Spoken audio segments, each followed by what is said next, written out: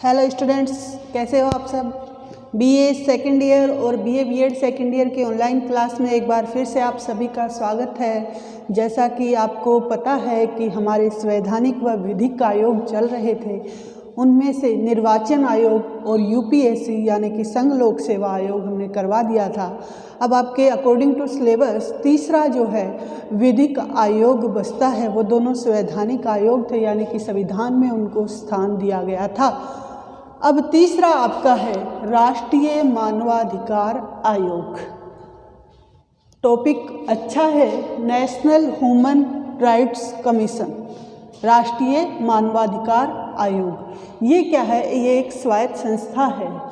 विधिक आयोग इसको कह सकते हो, संविधानिक संस्था नहीं है, संविधान में इसका प्रावधान नहीं है। 1993 में एक संशोधन के द्वारा इसको शामिल किया गया था। तो सबसे पहले देखते हैं कि राष्ट्रीय मानवाधिकार आयोग की स्थापना 12 अक्टूबर 1993 को हुई। प्रथम जो इसके अध्यक्ष थे वो हैं रंगनाथ मिश्र। वर्तमान में इसके अध्यक्ष कौन हैं? HL दत्तू, जो जुलाई 2019 से पदभार संभाले हुए हैं। अब बात करते हैं कि राष्ट्रीय मानवाधिकार आयोग की स्थापना क्यों की गई। तो राष्ट्रीय मानवाधिकार आयोग जो था वो मनुष्य के अधिकारों की रक्षा करता था। जैसे आपने मूल अधिकार पढ़े होंगे, तो मूल अधिकारों को तो हमारे न्यायालय ने शरण दे दी थी, लेकिन मानव अधिकार जो जीवन का अधिकार है, स्वतंत्रता का अधिकार है, समानता का अधिकार है, विशेषकर इन तीनों अधिकारों की रक्षा के लिए मानवाधिकार आयोग परिषद की स्थापना की गई। और यूएनओ की एक परिभाषा अगर हम पढ़ें तो उसमें उन्होंने कहा, यूएनओ ने कहा कि मानवाधिकार आयोग जो है वो जाति, धर्म, लिंग, मजहब, राष्ट्रीयता सबसे ऊपर किसी प्रकार का कोई भेदभाव नहीं करता है, इन सब के अलग है, सबको जो है इक्वलिटी की दृष्टि से देखता है, यानी कि समानता का दर्जा देता है। तो मानवाधिकार आयोग का मेन कार्य क्या है? मनुष्य के अधिकारों की रक्षा करना। विशेषकर कौन से अधिकार? मनुष्य के जीवन का अधिकार, स्वतंत्रता का अधिकार और समानता का अधिकार। इसीलिए मानवाधिकार आयोग को इसका प्रहरी कहा जाता है। इन अधिकारों का प्रहरी यानी कि पहरेदार की संज्ञा दी जाती है। अब सबसे पहले बात करते हैं कि मानव अधिकार, इसकी स्थापना जो है, मैंने बताया कि ये एक स्वतंत्र विधिक आयोग है, स्वतंत्र विधिक आयोग है। इसकी स्थापना मानव अधिकार संरक्षण अधिनियम 1993, मानव अधिकार संरक्षण अधिनियम 1993, ये एक अधिनियम आया था, मानव अधिकार संरक्षण अधिनियम 1993। इससे क्या हुआ? दोनों में, केंद्र में भी और राज्य में भी, दोनों के अंदर ही मानव अधिकार आयोग की स्थापना का प्रावधान दिया गया। दोनों में मानव अधिकार की स्थापना की गई। और एक सर्वे के अनुसार अब तक 23 राज्यों में मानव अधिकार आयोग की स्थापना की जा चुकी है।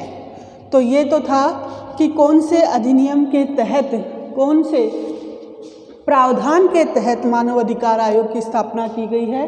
तो मानव अधिकार संरक्षण अधिनियम 1993 के अकॉर्डिंग केंद्र और राज्य दोनों में मानव अधिकार की स्थापना की गई है। अब तक 23 राज्यों में मानव अधिकार आयोग आ चुका है। अब देखिए, राष्ट्रीय मानवाधिकार आयोग संवैधानिक निकाय नहीं है। इसका गठन संसद में पारित अधिनियम के द्वारा हुआ, जिसका नाम था मानव अधिकार संरक्षण अधिनियम 1993। 2006 में इस अधिनियम में संशोधन किया गया और ये अधिकार जो है देश में मानवाधिकारों का प्रहरी है। ये इम्पोर्टेंट चीज़ थी। अब उसके बाद देखिए, आयोग की स्थापना के मुख्य उद्देश्य क्या क्या हैं वो भी देख लीजिए। कि किन कारणों से आयोग की स्थापना की गई।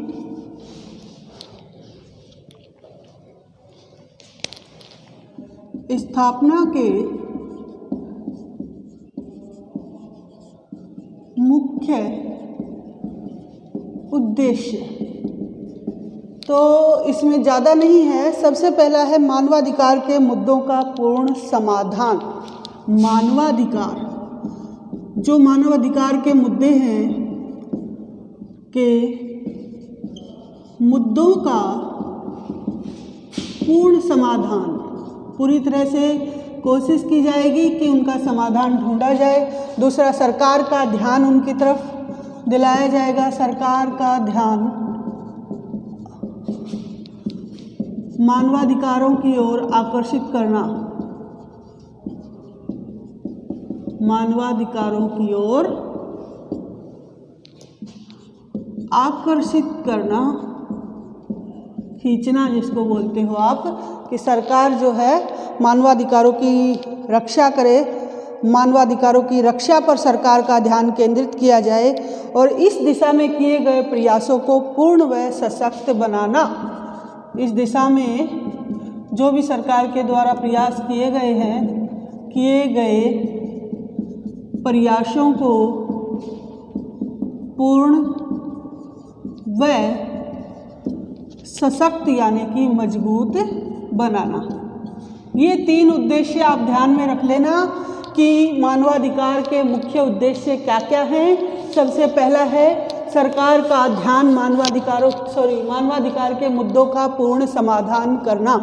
मनुष्य के अधिकारों से संबंधित जो भी मुद्दे आते हैं इनके पास उनका पूरा समाधान करना, सरकार का ध्यान जो है उसकी तरफ आकर्षित करवाना, केंद्रित करना और इस दिशा में किए गए प्रयासों को पूर्ण व सशक्त बनाना।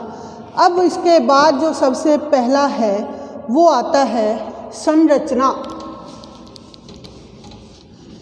अब इसमें से कई बार क्वेश्चन पुटअप होता है, कंपटीशन में भी पूछा जाता है और सिलेबस में भी आता है, तो इसमें थोड़ा सा ध्यान दीजिएगा।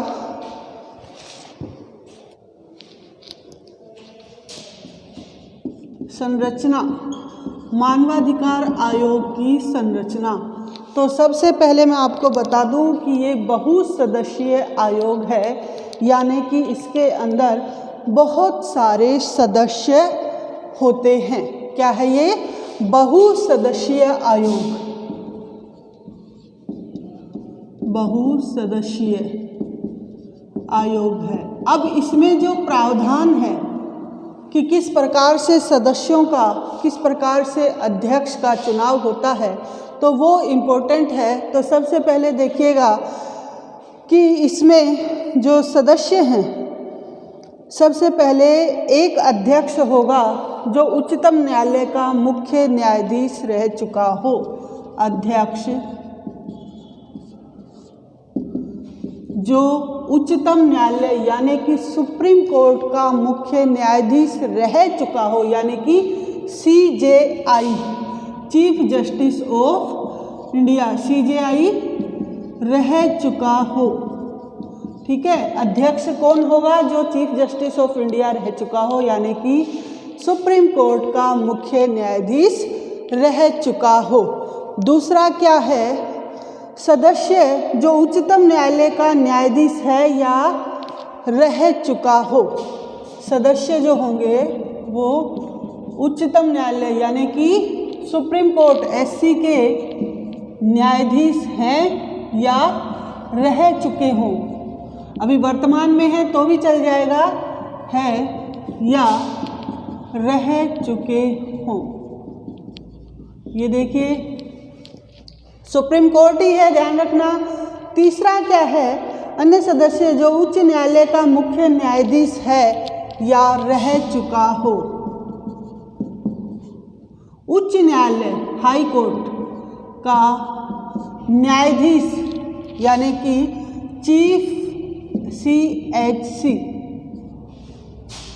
है या वही है, रह चुका हो। ठीक है, चीफ हाई कोर्ट मुख्य न्यायाधीश उच्च न्यायालय है यहाँ पर। फिर उसके बाद है 2 सदस्य जो मानवाधिकारों से संबंधित मामलों का ज्ञान और अनुभव रखने वाले हों। 2 सदस्य होंगे ऐसे जो जिनको अनुभव हो, मानवाधिकारों का पूरा ज्ञान हो, मानवाधिकारों का ज्ञान व विशेषज्ञ भी बोल सकते हो, जो विशेषज्ञ हो। तो ये यहाँ पर देखिएगा बहुत सारे सदस्य होते हैं। अध्यक्ष कौन होगा? हमेशा चीफ जस्टिस ऑफ इंडिया रह चुका हो या वर्तमान में हो। सदस्य सुप्रीम कोर्ट के न्यायाधीश हैं या जो अन्य न्यायाधीशों की संख्या है ना उसमें से हैं या रह चुके हो। सदस्य वही हाई कोर्ट का चीफ, हाई कोर्ट, और मानवाधिकारों का ज्ञान या विशेषज्ञ हो वो 2 सदस्य। तो ये तो हो गए सदस्य, यानी कि 1 अध्यक्ष और 4 अन्य सदस्य, 1 और 2 4, तो अध्यक्ष प्लस 4, ठीक है, तो टोटल हो गए 5 हो गए। अब देखिएगा इन सदस्यों के अलावा 4 अन्य पदेन सदस्य भी होंगे। ये तो हैं ही, इनके अलावा पदेन सदस्य मतलब जिनका पद ही इनका सदस्य होता है। जैसे कि राज्यसभा के सभापति भारत के उपराष्ट्रपति होते हैं, यानी कि सभापति उपराष्ट्रपति का पदेन सभापति होते हैं, उनका पद ही सभापति होता है। तो ये पदेन सदस्य भी 4 होंगे। और ये 4 कौन कौन से होंगे देख लीजिए। सबसे पहला होगा राष्ट्रीय अल्पसंख्यक आयोग के अध्यक्ष। राष्ट्रीय अल्पसंख्यक आयोग, ये जो आयोग होते हैं अल्पसंख्यक आयोग, इसके अध्यक्ष होंगे, ध्यान रखना। फिर दूसरे हैं राष्ट्रीय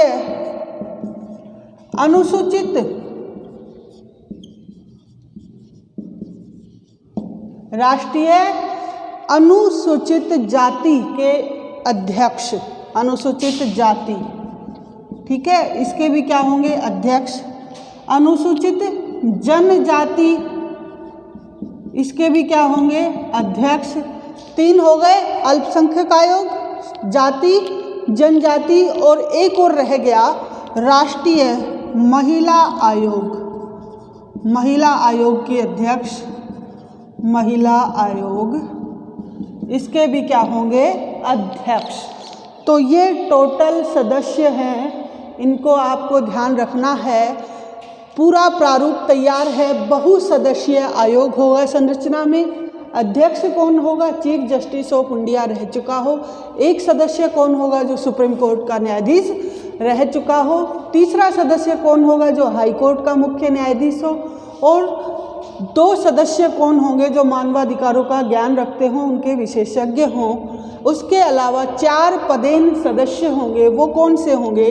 तो राष्ट्रीय अल्पसंख्यक आयोग जो हमारा है उसके अध्यक्ष, राष्ट्रीय जनजाति आयोग के अध्यक्ष, अनुसूचित जाति आयोग के अध्यक्ष, और चौथा राष्ट्रीय महिला आयोग की अध्यक्षा। तो टोटल अगर काउंट करें तो 4 + 4 कितने हो गए? 8 सदस्य हो गए और 1 अध्यक्ष हो गया, ठीक है। तो कितने हो गए? 9 संख्या हो जाती है यहाँ पर। अब बात करते हैं, ये तो पूरा ब्यौरा तैयार हो गया है। इसके अलावा आयोग के अध्यक्ष और सदस्यों की नियुक्ति कौन करेगा? तो राष्ट्रपति जो है नियुक्ति करेगा, और प्रधानमंत्री के नेतृत्व में राष्ट्रपति तो नियुक्ति करेगा। ये पूरी संख्या का जो ब्यौरा है ये आपको ध्यान रखना है। अब क्वेश्चन कई बार आ जाता है कि इस बहुसदस्यीय आयोग की नियुक्ति किसके द्वारा की जाती है? तो बहुसदस्यीय आयोग की नियुक्ति हमेशा ही राष्ट्रपति के द्वारा की जाती है, लेकिन राष्ट्रपति जो है एक समिति से सिफारिश लेता है, और ये जो समिति होगी नियुक्ति राष्ट्रपति किसके द्वारा करेगा? समिति, उच्च अधिकारियों की समिति, उच्च अधिकारियों की समिति के द्वारा सिफारिश करेंगी ये समिति और फिर राष्ट्रपति नियुक्ति करेगा। अब वो समिति भी देख लीजिए। सबसे पहले समिति में अध्यक्ष होंगे प्रधानमंत्री। कौन होंगे? पीएम, भारत के पीएम। सदस्य लोकसभा अध्यक्ष। भारत के जो प्रधानमंत्री हैं वो इसके अध्यक्ष होते हैं समिति के। लोकसभा अध्यक्ष सदस्य होते हैं। तीसरा, भारत सरकार के गृह मंत्रालय का प्रभारी मंत्री, इसी में आएगा सदस्य। भारत सरकार यानी कि इंडियन गवर्नमेंट के गृह मंत्रालय का प्रभारी। ठीक है। चौथा क्या है? प्रभारी मंत्री।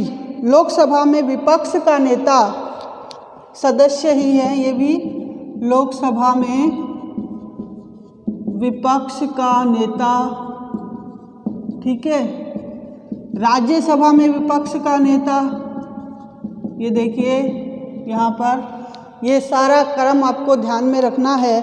इसके अलावा राज्यसभा का उपाध्यक्ष, राज्यसभा का उपाध्यक्ष यानी कि उपसभापति जिसको बोलते हैं, वो भी हो जाएगा राज्यसभा का। तो ये उच्च अधिकारियों की समिति हो गई पूरी। सबसे पहले अध्यक्ष इसका कौन होगा? समिति का प्रधानमंत्री। फिर सदस्य कौन कौन होंगे? ये सदस्य होंगे, लोकसभा अध्यक्ष होगा, गृह मंत्रालय का प्रभारी होगा, लोकसभा में विपक्ष का नेता होगा, राज्यसभा में विपक्ष का नेता होगा, राज्यसभा का उपाध्यक्ष होगा। तो ये समिति जो है पूरी तैयार करेगी। प्रधानमंत्री के नेतृत्व में ये समिति पूरा प्रारूप तैयार करती है। अब कार्यकाल की बात करें तो ये जो आयोग के अध्यक्ष होंगे और सदस्य होंगे उनका कार्यकाल 5 वर्ष या 70 वर्ष, अगर रिटायरमेंट की जो एज है उनकी वो 70 वर्ष है तो 70 वर्ष या 5 वर्ष जो कार्यकाल है, जो भी पहले हो वही जो है इनका कार्यकाल माना जाएगा। इसके अलावा राष्ट्रपति अध्यक्ष या किसी भी सदस्य को उसकी अक्षमता के आधार पर हटा भी सकता है, तो ये भी प्रावधान है। तो ये था पूरा इसकी संरचना। मानवाधिकार आयोग की संरचना बहुत इम्पोर्टेंट है, बहुत बार पूछी जाती है, इसलिए इसको पूरा पढ़ लीजिएगा। अब सबसे पहले आते हैं आयोग के कार्य। मानवाधिकार आयोग के कार्य कौन कौन से हैं? तो सबसे पहला कार्य होगा मानवाधिकार के उल्लंघन की जांच करना। मनुष्य के अधिकारों का जो भी उल्लंघन करता है, अब यहाँ पे हम इसको HR लिखेंगे शॉर्ट में। मानवाधिकार आयोग को क्या लिखेंगे? HR, मानवाधिकार के उल्लंघन की जांच करना। HR के ह्यूमन राइट्स के उल्लंघनों की, किसी ने भी उनका उल्लंघन किया है, किसी ने किसी मनुष्य के अधिकारों का हनन किया है तो उसकी पूरी मामले की जांच करना, उल्लंघन की जांच करना। ठीक है, ये पहला कार्य हो गया इसका। दूसरा कार्य क्या है? न्यायालय में लंबित मानवाधिकारों से संबंधित कार्यवाही में हस्तक्षेप करना, यानी कि न्यायालय में बहुत सालों से न्यायालय में लंबित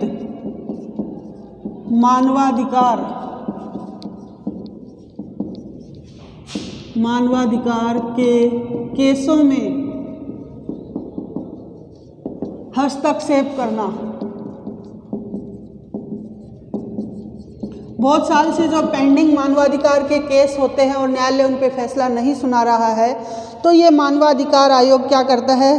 न्यायालय के कार्यों में हस्तक्षेप करता है कि इनकी सुनवाई करवाई जाए। तीसरा है जेल व बंदी गृह में जाकर वहाँ की स्थिति का अध्ययन करना। जेल व बंदी गृह में जाकर वहाँ की स्थिति का अध्ययन करना। देखिए ह्यूमन राइट्स की बात है, मानवाधिकारों की बात है, तो जेल में जो बंद है कैदी, जेल में जो कैदी होते हैं, मानव अधिकार तो उनके भी होंगे, अधिकार तो उनके भी होंगे। तो मानवाधिकार के जो कार्यकर्ता हैं वो जेल में जाते हैं, बंदी गृहों में जाते हैं कि वहाँ पर जाकर उन जो कैदी हैं उनके साथ कहीं अमानवीय व्यवहार तो नहीं किया जा रहा है। तो इस चीज़ का पूरा अध्ययन यहाँ पर इनके द्वारा किया जाएगा। अगला है मानवाधिकारों की रक्षा के लिए बनाए गए कानूनों की समीक्षा करना। HR की रक्षा के लिए बने कानूनों की समीक्षा करना। ठीक है, ये पांचवा क्या आ जाएगा, आतंकवाद सहित उन सभी कारणों की समीक्षा करना जिसमें HR का उल्लंघन किया गया है, उन्हें लागू करने की सिफारिश करना। आतंकवाद सहित उन सभी HRों का अध्ययन करना। आतंकवाद सहित उन सभी कारणों की समीक्षा करना जिसमें HR का उल्लंघन किया है और उन्हें लागू करने की सिफारिश करना। HR का उल्लंघन किया है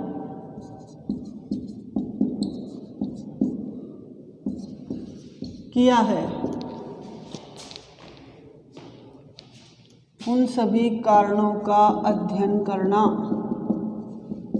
उनके कारणों की जांच करना, पूरा उन पर अध्ययन करना जिसके कारण HR का उल्लंघन किया गया है, उनकी समीक्षा करना, फिर उसमें निष्कर्ष निकालना पूरा ब्यौरा पढ़ के। तो ये कार्य भी किसका होगा, मानवाधिकार आयोग का होगा। तो ये हो गए 5 कार्य। छठा कार्य क्या है, छठा कार्य है ह्यूमन राइट्स से संबंधित अंतर्राष्ट्रीय संधियां और दस्तावेजों का अध्ययन करना। HR से संबंधित अंतर्राष्ट्रीय संधियां व दस्तावेजों का अध्ययन करना।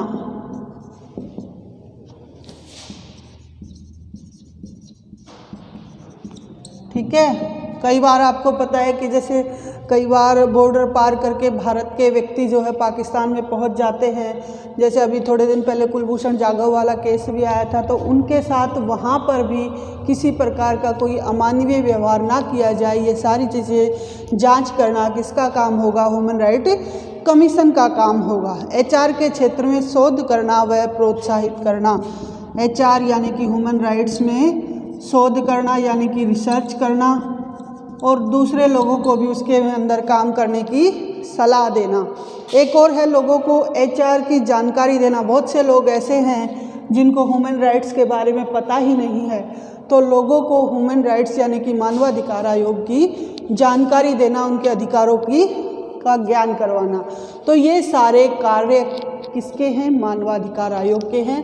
HR के उल्लंघन की जांच करना, न्यायालय में मानवाधिकार में लंबित पड़े हुए जो केस हैं उनमें हस्तक्षेप करना, उसके बाद जेलों में जाकर, बंदी गृहों में जाकर वहाँ पर उन कैदियों के खाने की जांच करना, उनको जो पानी पिलाया जा रहा है उसकी जांच करना कि कोई गलत तरीके से उनके साथ कोई अमानवीय व्यवहार तो नहीं हो रहा है। तो ये सारे काम किसके हैं, मानवाधिकार आयोग के हैं। अब अगला देखिएगा, कार्य प्रदर्शन भी देख लीजिए इसके कि HR ने अभी तक क्या क्या कार्य किए हैं, HR कमीशन ने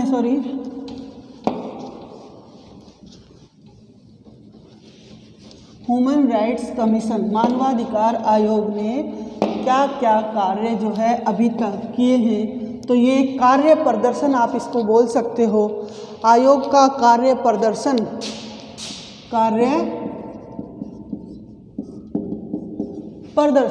तो सबसे पहले आयोग का कार्य प्रदर्शन में ये देखिएगा कि आयोग ने मानवाधिकार संबंधी अनेक विषय अपने हाथ में लिए हैं जो इस प्रकार हैं। सबसे पहला है बंधुआ मजदूरी, जो जबरदस्ती काम करवाया जाता था, बंधुआ मजदूरी की समाप्ति, वो मानवाधिकार आयोग आने के बाद जो है समाप्त हो गया है पूरी तरह से। एक आपने उसमें भी पढ़ा होगा बाल श्रम निषेध वाला भी, कि 14 वर्ष से कम आयु के बच्चों को ज़बरदस्ती से खानों या कारखानों में कार्य करवाया जाता था, तो उस पर भी पूरी तरह से रोक लगा दी गई है। दूसरा है रांची, आगरा, ग्वालियर में मानसिक अस्पतालों का संचालन करना। मानसिक अस्पताल यानी कि मेंटल हॉस्पिटल जो है अस्पताल संचालित किए गए हैं। कहाँ पर? रांची में, आगरा में, ग्वालियर में। ये मेंटल हॉस्पिटल किसके द्वारा संचालित किए गए हैं? मानवाधिकार आयोग के द्वारा किए गए हैं, कि व्यक्तियों के जो मानसिक संतुलन है, मन स्थिति है, उसका इलाज यहाँ पर हो सके। तीसरा है भोजन के अधिकार से संबंधित मामले। भोजन के अधिकार से संबंधित मामले, कि व्यक्ति को कम से कम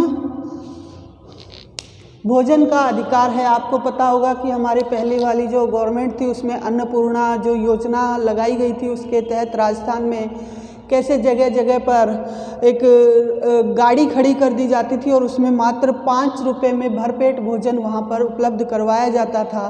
कांग्रेस सरकार ने भी उस दिशा में प्रयास किए हैं, उसका नाम चेंज कर दिया है, रैन बसेरा करके नाम है अभी। तो भोजन के अधिकार से संबंधित मामले, ये सारी पहल जो है मानवाधिकार आयोग के द्वारा की गई थी, जिसे सरकार ने बाद में लागू किया। बाल विवाह पर रोक, चौथा क्या है? बाल विवाह पर रोक। 18 वर्ष से पहले अगर लड़की की शादी करवाई जाती है तो उस पर रोक लगाई जाएगी या रोक लगाई जाती है। बाल श्रम वही आ गया, बच्चों से ज़बरदस्ती काम करवाया जाता है पर निषेध, ठीक है, बाल श्रम पर निषेध। अगला है सरकारी सेवकों द्वारा बच्चों को रोजगार में जाने से रोकना। बच्चों के खिलाफ यौन हिंसा पर मीडिया के लिए मार्गदर्शन। बच्चों के खिलाफ यौन हिंसा पर मीडिया को मार्गदर्शिका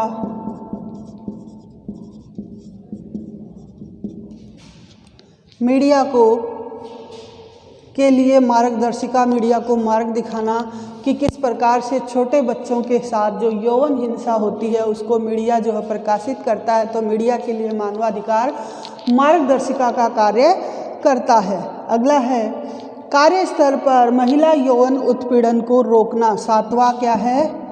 जहां महिलाएं काम करती हैं कार्यस्थल पर महिला यौन उत्पीड़न, महिलाओं के साथ जो गलत व्यवहार किया जाता है, महिला यौन उत्पीड़न पर रोक लगाना, ठीक है। उसके बाद रेलगाड़ियों में आपको पता है कि ट्रेनों में भी कई बार महिलाओं के साथ गलत व्यवहार किया जाता है, तो वहाँ पर भी मानवाधिकार के द्वारा रोक लगाई गई है।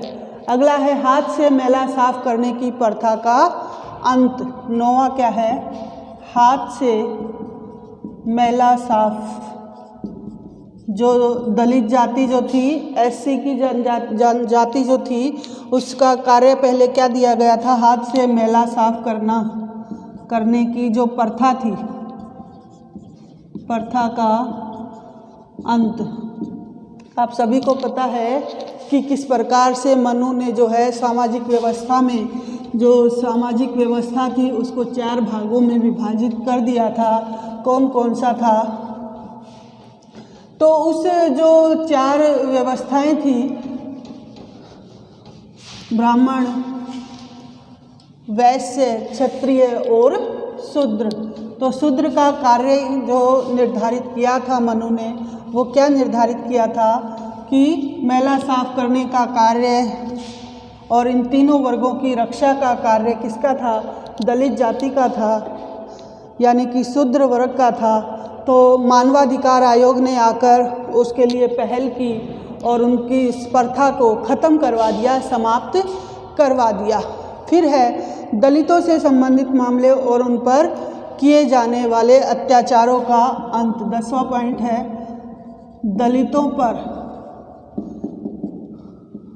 दलितों से संबंधित मामले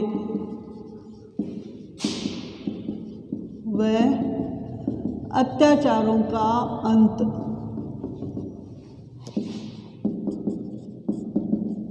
अभी वर्तमान समय में तो ये सब नहीं होता है, लेकिन प्राचीन समय में जो हमारा मनु के द्वारा जो चौथा सामाजिक व्यवस्था जो 4 डिवाइड की गई थी, उसमें शूद्र वर्ग था जिसमें दलित जनजातियाँ आती थी, उनके साथ पुराने समय में बहुत ही अमानवीय व्यवहार किया जाता था। उनको गांव में घुसने भी नहीं दिया जाता था, पानी के हाथ लगाने नहीं दिया जाता था, मंदिरों में प्रवेश करने नहीं दिया जाता था, पढ़ाई का भी अधिकार उनको नहीं था।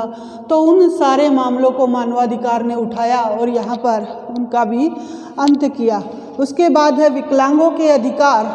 11वां, विकलांगों के अधिकार।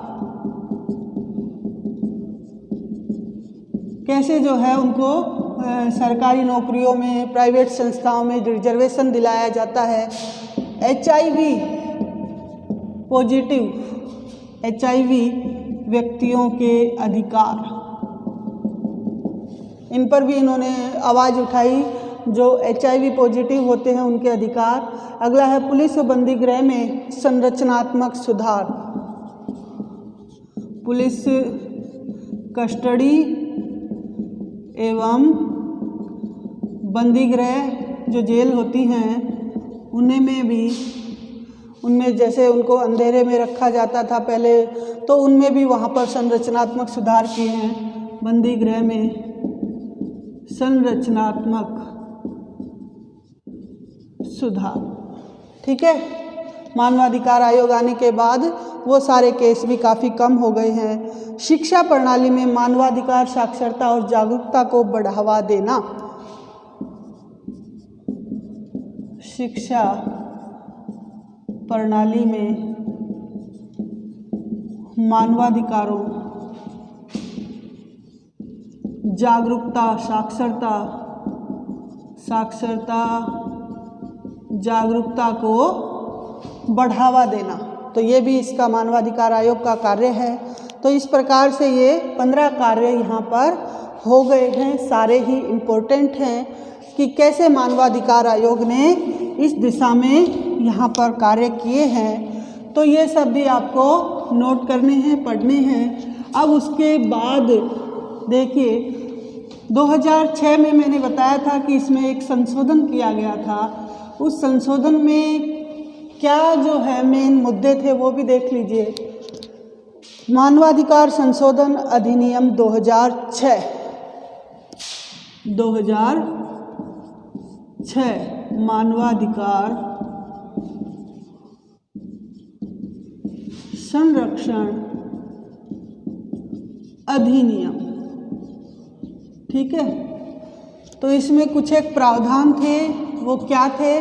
सबसे पहला था कि इसमें राज्य मानवाधिकार आयोग के सदस्यों की संख्या 5 से घटाकर 3 कर दी गई। राज्य मानवाधिकार के सदस्यों की संख्या 5 से घटाकर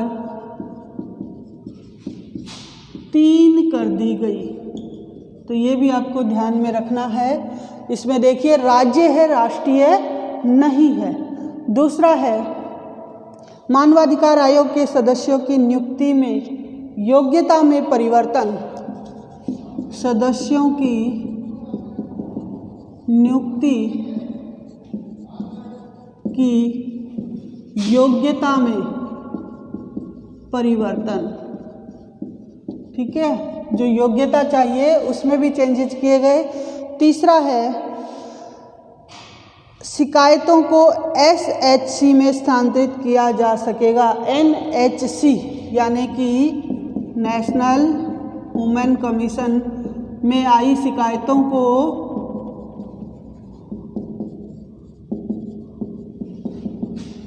S यानी कि राज्य ह्यूमन कमीशन में स्थानांतरित किया जा सकता है, यानी कि राष्ट्रीय मानवाधिकार आयोग के पास जो शिकायतें आई हैं वो राज्य मानवाधिकार के पास भी प्रेषित की जा सकती हैं, स्थानांतरित की जा सकती हैं। चौथा है NHC के सदस्य राष्ट्रपति और SHC के सदस्य राज्यपाल को त्यागपत्र देंगे।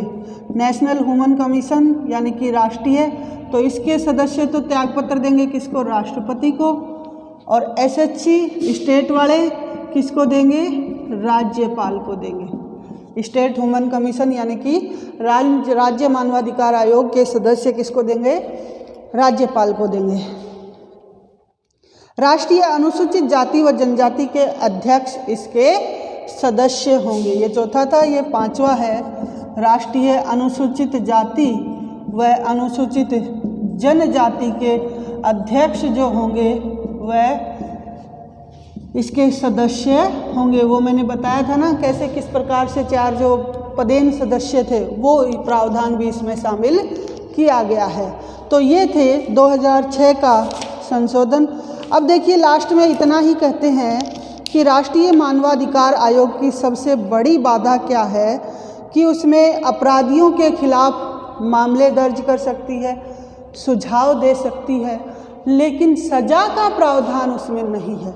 मानवाधिकार आयोग जो मानवाधिकार की उल्लंघन करता है उनको सजा नहीं दे सकता। तो हमारा सुझाव यही है कि सजा देने का अधिकार भी उसको दिया जाए। दिल्ली से लेकर जिला स्तर तक राष्ट्रीय मानवाधिकार आयोग का गठन हो और ये अधिकार दिए जाएं ताकि वे अपराधियों को पहचान कर उनको सजा दे सकें और कम से कम जो है उन व्यक्तियों पर जुर्माना भी लगाया जाए ताकि लोगों में भय का माहौल हो। ठीक है, तो ये हमारा सुझाव है कि राष्ट्रीय मानवाधिकार आयोग के सदस्यों को सजा देने का अधिकार भी दिया जाए ताकि लोगों में भय का माहौल हो और वो ऐसा कार्य करने के बारे में ना सोचें। तो ये भी इसमें शामिल किया जाए। अब ये राष्ट्रीय मानवाधिकार आयोग भी आपका हो चुका है, तो तीनों जो है संवैधानिक व विधिक आयोग यानी कि निर्वाचन आयोग, UPSC और राष्ट्रीय मानवाधिकार तीनों हमारे कंप्लीट हो चुके हैं। सेकेंड ईयर का ज़्यादातर सिलेबस कवर हो चुका है। अगले वीडियो में अगले टॉपिक के साथ फिर से हाजिर होंगे। तब तक के लिए मैं डॉक्टर रीना मुदगल आपसे आज्ञा चाहती हूँ। धन्यवाद।